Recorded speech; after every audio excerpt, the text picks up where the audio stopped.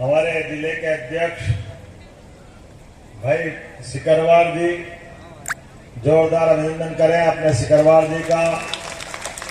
लोकसभा संयोजक दीपेंद्र सिंह चौहान जी का, मंच पर विराजमान हमारी क्षेत्र की विधायिका श्रीमती प्रियंका मीणा जी का अभिनंदन करें। इनका नाम पेची है ना, वो दोनों एक ही है ना। अच्छा, और अभी तो एक हमारे रावत जी और आगा, जोरदार अभिनंदन रामनिवास रावत जी का भी। आज मेरे साथ आने वाले थे लेकिन उनको कहा गया, थोड़ा नरेंद्र सिंह जी की तबीयत नासाज हुई तो उन्होंने कहा कि मेरी जगह मीणा जी 2 दिन और आप रुक लो, उसके बाद मैं उनको भेजूंगा, आपके यहाँ जरूर आएंगे।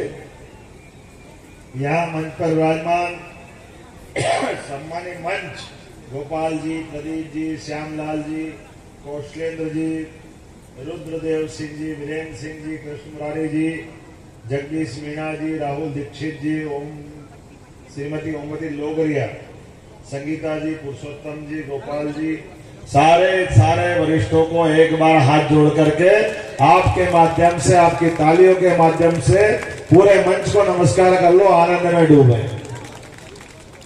चाचौड़ा के अंदर भगवान की दया से एक बार इसको, पहले तो मेरे को नाम भी पल्ले नहीं पड़ा, इस सरकारी नाम मकसूदनगढ़ और असली में नाम मधुसूदनगढ़, कितना जमीन आसमान का अंतर है।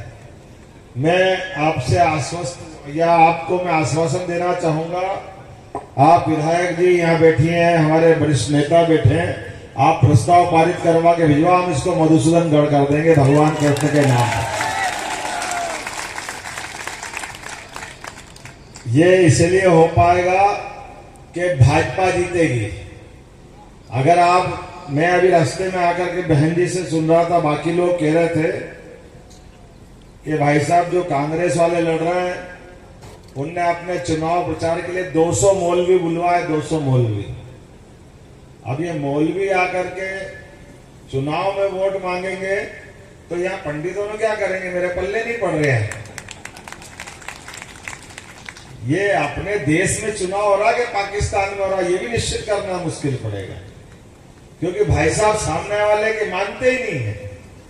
उनको लगता है कि बाकी लोग रोटी खाते ही नहीं। कहने के लिए वो कहते हैं हम रघुवंश से जुड़ते हैं। आप रघुवंश से जुड़ते हो, अच्छी बात है भाई, रघुकुल रीत सदा चली आई, प्राण जाए पर वचन न जाए। ना तो वचन का ठिकाना, ना पार्टी का ठिकाना, ना भगवान राम से कोई ठिकाना। आप बताओ, किसी ने भी भगवान राम के मंदिर के समय, उद्घाटन के समय माननीय भाई साहब को देखा था जो आपसे हाथ जोड़ करके कांग्रेस के प्रत्याशी बन के घूम रहे हैं? किसी ने देखा हो तो बता देना। किसी ने देखा क्या? जो राम का नहीं, वो किसी काम का नहीं। जोर से बोलो, मजा नहीं आया। जो राम का नहीं, वो किसी काम का नहीं। आप बताओ, ऐसे दौर में जब दुनिया में राम जी की जय जयकार हो रही, सब कोई राम में डूबा हुआ है, लेकिन राम जी के लिए ठीक है भाई, मैंने डाक से पैसे भेज दिए। भगवान पैसे के भूखे हैं कि भाव के भूखे हैं?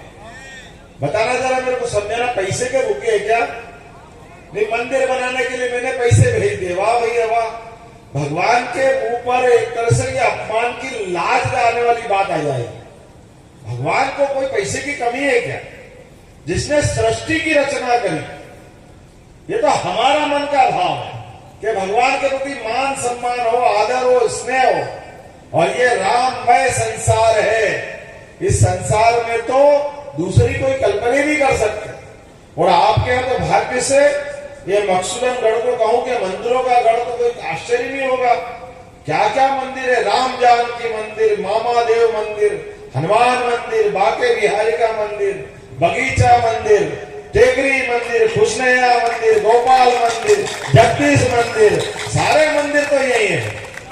और बताओ आप, उसके बाद में भी ऐसे मंदिर वाली जगह पर जो मंदिर संस्कृति को नहीं मानते, कांग्रेस भी कहां से लाती ढूंढ के पता ही नहीं चलता। कांग्रेस को वही मिले जिनके लिए अमेरिका ने अपना दुश्मन समझ के वो 2 टावर गिराने में जिसकी बड़ी भूमिका थी, उसका नाम ओसामा। अमेरिका का दुश्मन, भारत का तो दुश्मन था ही सही। उस दुश्मन को मारने के लिए अमेरिका का राष्ट्रपति कहां से प्लेन भेजे उनने, और रातों रात जाकर के उसको अपने घर में मार करके पाकिस्तान को भी कानों कान खबर नहीं करने दी। इतना खतरनाक आतंकवादी आज के इस दौर में ऐसा लगा जाए कि ऐसे आतंकवादी तो पूरे दुनिया में नहीं होंगे, लेकिन भाई साहब उसके लिए भी ओसामा जी बोलते हैं, जैसे इनके बेईजी हो। अरे भैया तुम किसको कह रहे हो जी? जो मानवता का दुश्मन है, जिससे मानवता शर्मा जाए, इतने अपराध किए उसने, उसको भी आप जी लगा रहे हो, तो वो भी कहां के लिए लगा रहे हो? पाकिस्तान वाले के लिए। आपको भारत के राम जी नहीं दिख रहे? बोला जाए जय श्री राम। ऐसे वोट मांगने के लिए ऐसी पार्टी में रहने के बजाय धिक्कार है आपको ऐसी राजनीति करने का। आपके माध्यम से मैं तो बड़ा आश्चर्य करता हूं, ना आप राम के हो, ना राष्ट्र के हो, और राज्य का तो पहले ही बंटाढार कर दिया, करा के नहीं करा, पूरा प्रदेश बंटाढार कर दिया। आज ऊपर से देख रहा था, आनंद आ रहा था, जो देखो वो खेत में गेहूं के खापे दिख रहे थे। गेहूं कट गए, लेकिन फसल के अवशेष बता रहे थे कि कितना अच्छा हमारा अपना इलाका, हर खेत में पानी पहुंचा होगा, खेत में से फसल घर पे आपके आ गई है कि नहीं गई है? आप अंदाज लगाओ, आज से 20 साल पहले जब इनकी सरकार थी तो जनरेटर, इन्वर्टर, रेडिएटर, ये सारे मेंढकों के टर इनके पास लेके पहले बैठना पड़ते थे अपने घर में, ये नाटक पहले करना पड़ता। बिजली नहीं थी, डीजल के लिए लाइन लगाना पड़ती थी, जनरेटर खरीदने जाओ तो जनरेटर नहीं मिलते थे, किसान लुटाता था, क्या हालत थी। अभी आप जाओ सड़क से फर्राटे में पता ही नहीं चलता, लेकिन इनके काल में सड़कें भी नहीं थी, कई बच्चे तो पैदा ही नहीं हुए उस समय, इतना खराब समय था। लोग रिश्ते करना बंद कर रहे थे कि भैया हमको नहीं जाना रिश्ते करने, ऐसी बुरी स्थिति थी। और ये लाडली बहना, चिंता मत करना, बहने बैठी है, हमने 5 तारीख डिक्लेयर कर, लेकिन 5 को रविवार है, अब 4 तारीख को ही आपको पैसा मिल जाएगा आपके खाते में। 4 तारीख ये नरेंद्र मोदी की सरकार है, ये भाजपा की सरकार है और आपकी सरकार है, आपने वोट दिया है। जो जो योजना पहले चालू थी माननीय शिवराज जी के समय, सारी योजनाएं चालू रहेगी, कोई योजना बंद नहीं होगी, ये हमारी सरकार का वचन है। ये कांग्रेस का समय नहीं, पैसा ही नहीं है, पैसा ही नहीं है, पैसा ही नहीं है, वो पैसा कहाँ जाता था? और कितना कितना झूठ बोलते, कैसे बोलते हैं, ऐसे झूठ बोलते कि पता ही नहीं चलता। आज थोड़ी समय की कमी है, मैं बहुत विस्तार से बात करने आया था, लेकिन हमने आपको वोट देने के लिए आपका मैं आभार करने आया। हमारी बहन को जिताया आपने प्रियंका के लिए, मैं आपका आभार मानता हूं। आपने भारी बहुमत के साथ चारचोड़ा में नया रिकॉर्ड बनाया। लोग कहते असंभव है, लेकिन आपने संभव करके दिखाया, क्योंकि हमको मालूम है आपकी भगवान राम में आस्था है, और जिसकी राम में आस्था हो जाए वो राम जी के लिए कोई काम असंभव नहीं है। अरे हमारे राम जी के नाम पर आदमी तो आदमी, पत्थर पे भी जय श्री राम लिखो तो वो तेल के पुल बना देते। ऐसे असंभव काम करने वाले ये राम को पूजने वाले लोग हैं, इसलिए चाचोड़ा क्यों नहीं जीतेंगे? बिल्कुल जीतेंगे। वो जो भाई साहब आए वो पूरी तरह भोपाल से हार के आए, अब वो कह रहे मेरा आखिरी चुनाव है। अरे आखिरी चुनाव नहीं, आखिरी बार राजनीति कर रो, ये राम भक्तों से टकराओगे राम राज्य लाने में, अब आपको कोई इस मामले में बर्दाश्त करने वाला नहीं है। एक आपने देखा 17 लाख साल पहले राम जी के टाइम जंगल में लक्ष्मण जी ने लिखा, लाइन बनाई थी माता सीता के लिए, बनाई कि नहीं बनाई थी? क्या बोलते हैं उसको, जरा बोलो क्या बोलते हैं? उस लक्ष्मण रेखा के अंदर माता जी से कहा था, माता जी समय खराब है, बहुत सारे भले करने के लिए थोड़ा ये जंगल है, लेकिन यहाँ पर बहुरूपे बहुत घूमते हैं, ये समय पाते ही कब आपको हर लेंगे पता नहीं चलेगा। माता सीता भोली थी, भोली टक्कर में होकर के एक मांगने भक्त बनकर के सामने आया सन्यासी का रूप लेकर। नकली रावण, नकली बाबा जी बन के आया कि नहीं आया था? और कहा कि मां मुझे भिक्षाम दे। और भिक्षा मांगने के चक्कर में उनको कोई भिक्षा इच्छा से लेना देना नहीं था, उनको सीता माता हरना थी। ऐसा ही एक और यहाँ घूम रहा है, आप भी ध्यान रखना, लक्ष्मण रेखा पार मत कर देना। ये कहने के लिए भगत दिखेंगे, कहने के लिए बाबा जी दिखेंगे, इनको कोई लेना देना नहीं बाकी बातों से। ये वोट के चक्कर में भगवान राम के मामले में आपके साथ फिर ये मौलवियों को बुलाने के लिए हो सकता है। अभी मैं मधुसूदन गढ़ती बात कह रहा हूं, ये कुछ और इसका नाम बदलवा दे, इनको शर्म नहीं आती है। ये उस दुनिया के लोग हैं। मुझे इस बात की आनंद है, ये नरेंद्र मोदी जी का जमाना है। जोरदार ताली माने नरेंद्र मोदी जी के लिए बजाइए। पाकिस्तान के अंदर ओसामा को मारा अमेरिका ने, और हमारे देश के अंदर कांग्रेस वालों से पूछना, जो आए भाई साहब उनसे भी पूछना कि भाई साहब अयोध्या दर्शन करने नहीं आए तो छोड़ो, कोई बात नहीं। आपकी सरकार ने 1947 से लगा करके 2013 तक, बीच में अटल जी का टाइम छोड़ दो, लगातार आपकी सरकार रही।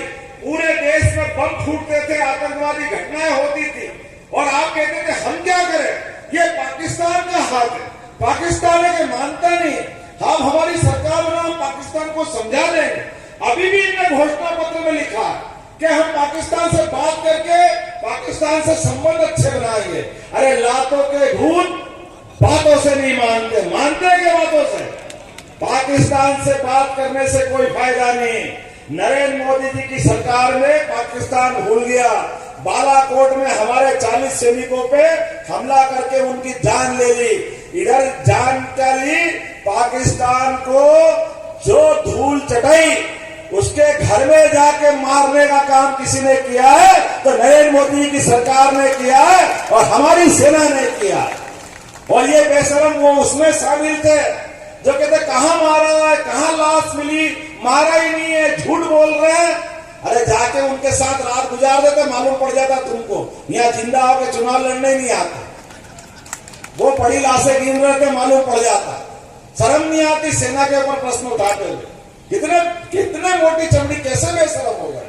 सेना पे सम्मान के साथ, देश के सम्मान के साथ प्रश्न खड़ा करते, और एक बार नहीं 2-2 बार मार करके। हमको इस बात का गर्व है 2014 में आपने वोट दिया। आप बताइए पूरा देश आतंकवाद से मुक्त हुआ कि नहीं हुआ, हुआ कि नहीं हुआ? पूरे देश में, दिल्ली में, मुंबई में, जहां कोई एक जगह बम फट रहा है क्या?